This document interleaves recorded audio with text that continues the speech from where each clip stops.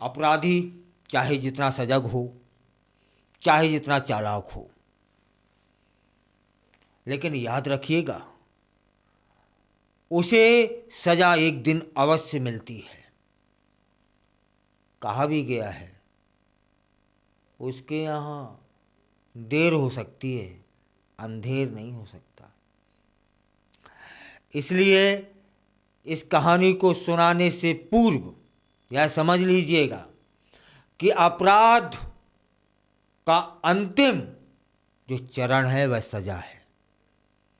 नमस्कार मित्रों, मैं कुलदीप अवस्थी हमेशा की तरह आज फिर एक ऐसी कहानी लेकर आया हूं जिसने अपराधी को, बड़ा आत्मबल था उसका, कानून को ठेंगा दिखा रहा था, आखिर धरा गया। यह पूरी कहानी के सुनने के बाद आप पाएंगे क्या कि जब अपराध को कानून सजा देने में विफल हो जाता है ना, तब ईश्वर दंड देता है। अंदर से अपराधी का अपराधपना कुलबुलाता है और चिल्लाने लगता है, मैं अपराधी हूं, मैं अपराधी हूं, और धरा जाता है। ऐसी ही एक कहानी है जो कि दिलचस्प भी है, रहस्यमयी भी है, जो न केवल अपराध और न्याय की दुनिया को उजागर करती है बल्कि यह भी दिखाती है कि कैसे एक व्यक्ति अपनी पहचान छिपाकर 16 साल तक कानून से बचता रहा, अंततः बच न पाया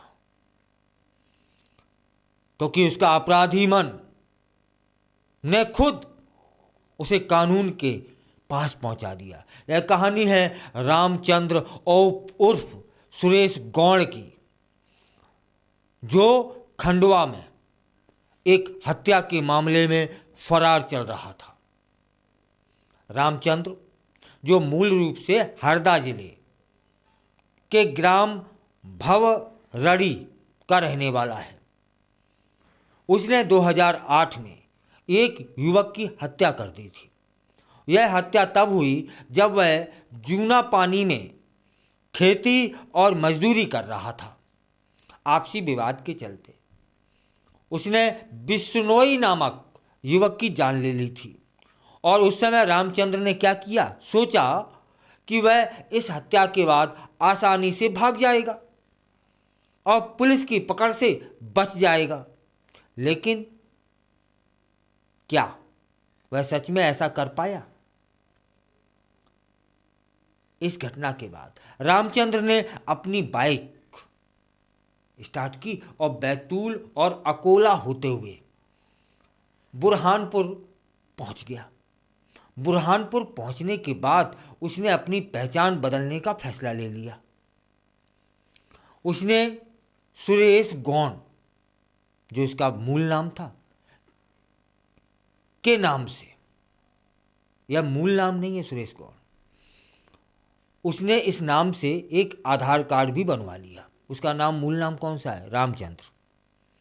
इस प्रकार वह 16 साल तक पुलिस की नज़रों से बचता रहा, लेकिन आखिरकार उसकी किस्मत ने उसका साथ छोड़ दिया, क्योंकि जब उसने आधार कार्ड बदल दिया, अपनी पहचान बदल ली, तब फिर पुलिस उतनी असर न दिखा पाई उसकी जो कार्य प्रणाली है। तब फिर जो भी किया ना, वह या तो ईश्वर ने किया या उसके अपराध को, उसको जो उसने अपराध किया उसको सजा नहीं मिल रही थी, पुलिस उसको पकड़ नहीं पा रही थी। तब अपराधी मन कुलबुलाया और खुद चिल्लाने लगा।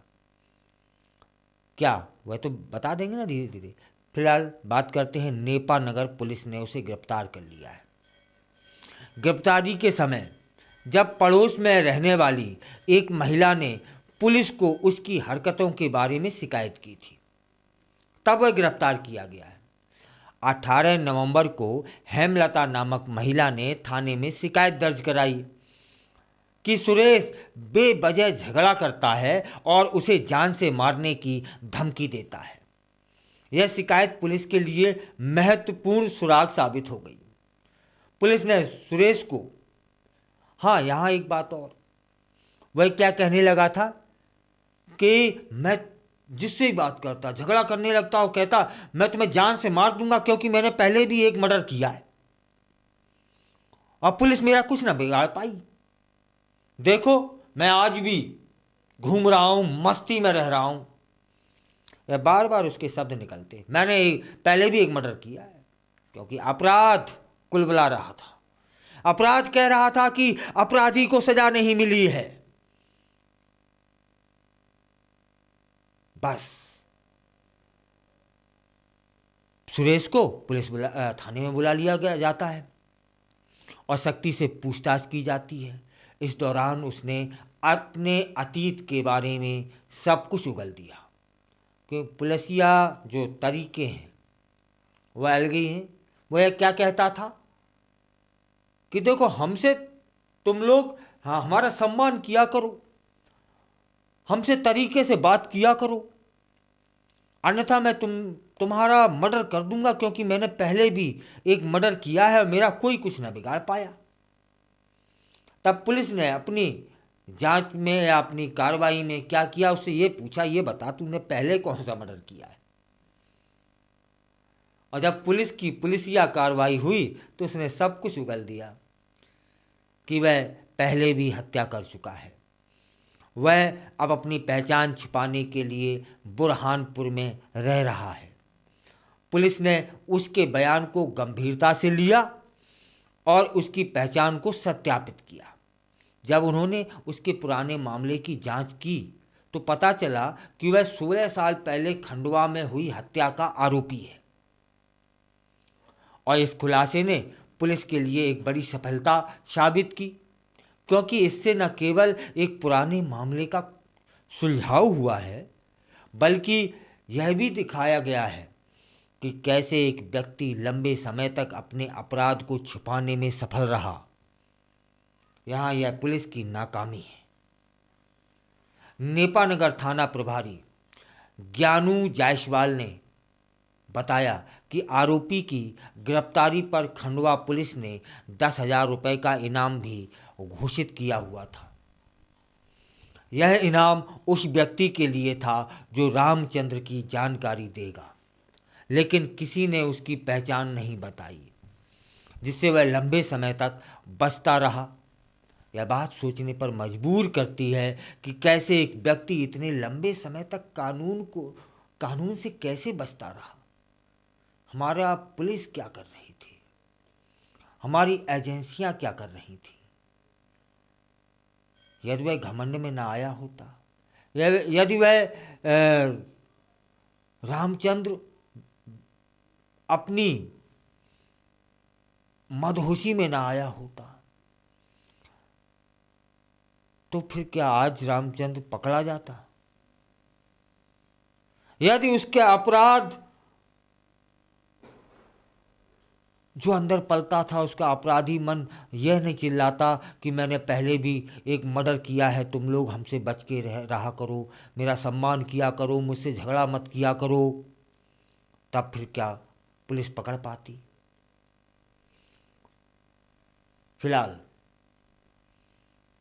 रामचंद्र को पकड़ने वाली पुलिस को बधाई, उस टीम में जो जो लोग शामिल थे उन्हें भी बधाई कि इस मामले में सुलझाने में उन्होंने महत्वपूर्ण भूमिका निभाई, लेकिन देर कर दी साहब। फिलहाल बधाई तो देने की बनती है, आखिर एक अपराधी पकड़ा गया है। इस मामले से हमें यह सीखने को मिलता है कि अपराध चाहे कितना भी बड़ा या छोटा क्यों ना हो, अंततः न्याय की देवी सबको पकड़ती है। रामचंद्र जैसे लोग भले ही अपनी पहचान छिपाने में सफल रहे हों, लेकिन कानून हमेशा उन्हें ढूंढ निकालता है। यह घटना हमें याद दिलाती है कि सच्चाई कभी छिप नहीं सकती। अंततः अपराधियों को अपने किए का सामना करना ही पड़ता है। इसलिए अपराध से दूर रहें, अपराधियों से दूर रहें।